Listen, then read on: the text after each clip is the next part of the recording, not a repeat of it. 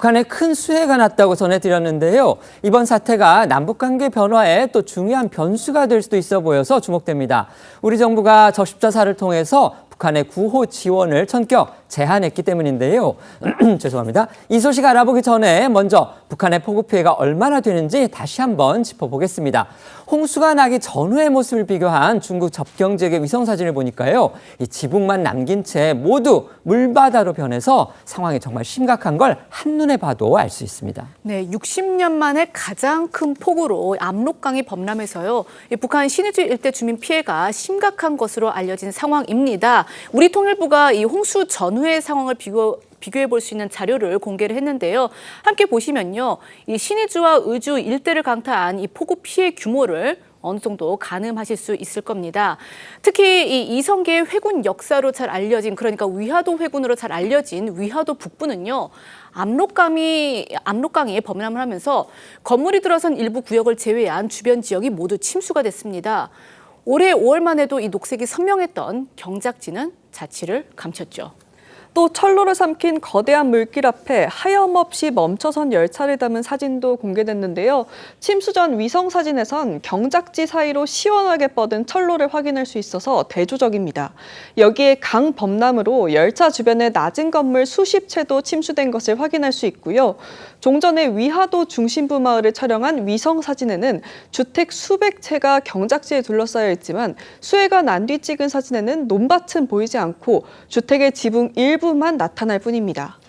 통일부 당국자는 언론에 우리 측 위성 이미지 분석 결과 위화도 전체, 의주군, 자강도 만포시까지 침수가 식별됐다면서 정확한 피해 규모를 파악하기 위해 분석 중이라고 했는데요. 그러면서도 상당한 인명 피해가 발생했을 가능성이 있다고 했습니다. 아까 저희 기자가 그 철로를 삼킨 물길 앞에 하염없이 멈춰선 열차다 이렇게 표현을 했는데요. 지금 그 통일부에서 내놓은 자료를 보면은 지금 멈춰선 그 열차가 김정은이 현장 시찰을 위해서 타고 간 그 열차로 지금 보입니다. 근데 그 열차가 더 이상 나가지를 못하고 지금 저기에서 저렇게 대기 중인 그런 상태로 보여지는 겁니다. 북한 말씀드린 대로 김정은 북한 국무위원장 지난달 소집한 정치국 비상확대회의에서 용납할 수 없는 인명 피해까지 발생했다. 이렇게 질타했습니다. 네, 정보 통제가 속성인 북한 체제의 특성상 구체적인 피해 규모는 알 수 없지만 어제 저희도 전해드린 대로 이번 폭우로 인해 사망 실종자가 적게는 1,100명에서 최대 1,500명에 이르는 것으로 알려졌습니다. 북한 매체는 주민 약 5,000명이 고립돼 군용 헬기 10대가 20번씩 비행하며 약 4,200명을 구조했다고 밝혔는데요. 이 헬기 중 여러 대가 구조 작업 중 추락했다는 내용도 일부 대북 소식통을 통해 보도되고 있습니다. 또 이번 홍수로 4,100여 세대의 살림집과 3,000여 정도의 농경지, 수많은 공공건물과 시설물, 도로, 철길들이 침수됐다고 하는데요. 관련해 목소리 듣고 오겠습니다. 수천 명의 주민들이 침수 위험 지역에 고립되는 엄중한 사태가 발생됐습니다. 예상 밖의 큰 물이 발생하여 적지 않은 시군도를 휩쓸었습니다. 압록강 하류에 위치한 신의주시와 의주군에서는 무려 4,100여 세대에 달하는 살림집과 근 3,000 정도의 농경지를 비롯하여 수많은 공공건물들과 시설물, 도로, 철길들이 침수되는 피해를 입었습니다. 남북관계가 어느 정부 때보다 경색돼 있는 상황인데요. 앞서 말씀드린 대로 우리 정부가 어제 적십자사를 통해서 인도적 차원에서 북한에 수해 복구 물자를 지원하겠다. 이런 입장을 전격 발표했습니다. 수해와 관련한 대북 지원 제의는요, 2012년 이후에 12년 만입니다. 북측이 만약에 호응해 온다면 남북관계 변화에도 긍정적인 영향을 미칠 수 있기 때문에 주목되는 상황입니다. 네, 윤석열 정부 들어서 대북 지원 용의를 밝힌 건요, 2022년 이 코로나19 방역 협력 제한 이후 두 번째입니다. 이 수해 복구 지원으로 한정을 하면 2012년 만에 이어서 12년 만인데요. 관련해 박종술 대한적십자사 사무총장은요, 어제 브리핑을 통해서 이 집중호우로 인해 북한 주민들에게 많은 피해가 발생한 것으로 알려졌다면서 이 깊은 위로를 전했습니다.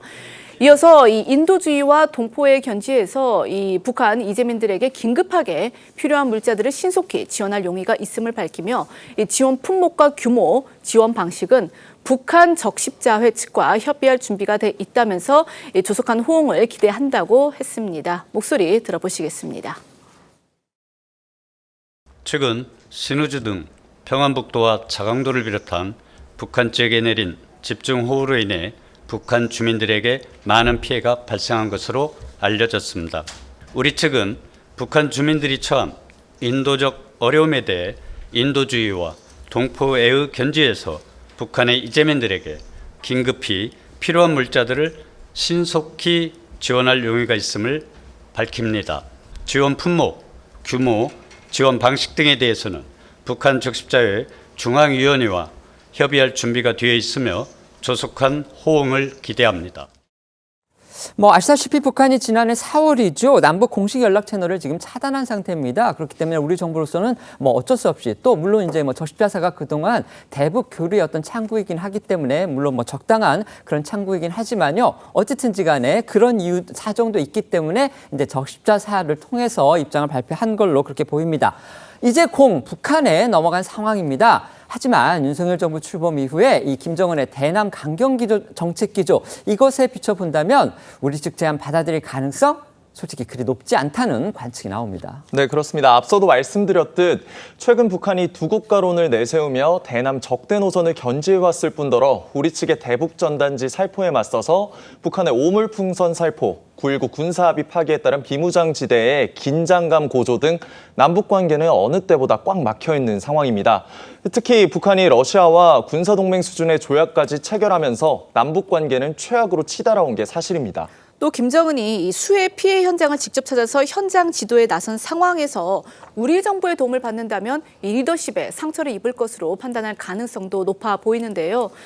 실제로 우리 정부의 대북 수해 지원은요, 1995년부터 2010년까지 5차례 이뤄졌는데 2011년과 2012년에는 북한이 지원을 거부했습니다. 그리고 이 윤석열 정부 출범 직후인 2022년 5월 이 통일부는 코로나19에 대응해서 협력하자는 취지로 이 남북 실무 접촉을 제안하려고 했지만 북측이 전화통지문 접수 자체를 거부해서 무산된 전례도 있습니다. 네, 물론 북한이 호응한다면 식품과 의약품 등 구체적인 품목과 전달 방식을 논의하기 위해서 전통문을 주고받거나 적십자 실무회담이 열릴 가능성도 있습니다. 우리 정부는 제외 공간이 있는 제3국에서 협의하는 방안도 열어놨고요. 통일부 당국자는 북한의 반응에 대해선 예단하지 않겠다면서도 우리 제의에 호응하길 기대한다고 밝혔습니다. 목소리 듣고 오시죠. 남북 공동 연락사무소 연락 채널을 통해 통화 시도를 하고 있으며 현재까지 북측으로부터 응답은 없는 상황입니다. 상황을 예단하지 않겠으며 우리 측의 제의에 조속히 호응하기를 기대합니다. 북한 노동당 기관지가 노동신문입니다. 근데 노동신문이 이런 글을 썼다고 합니다. 귀중한 우리 인민의 생명 안정을 굳건히 지키는 게 중요하다.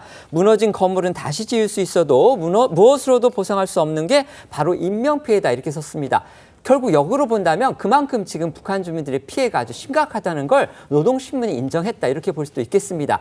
이런 상황에서 우리 정부가 북한의 수해 구호물자 지원을 전격 제의했기 때문에 과연 이게 남북관계에 어떤 변수가 될지 지금 주목되는 상황인 겁니다. 어떻게 내다보십니까? 일단 저 지원을 받아들일 가능성은 크지 않다고 봅니다. 왜 그러냐면은 아무리 피해가 심하다고 해도 그때 코로나 때도 이에 못지않은 그런 위기가 있었죠. 근데 윤석열 정부 들어서 제안을 했는데 그것을 아예 응답도 하지 않았고 그래서 국제기구를 통한 지원을 또 다각도로 검토를 했었어요. 윤석열 정부에서 코로나. 그런데 그것도 받아들이지 않았습니다.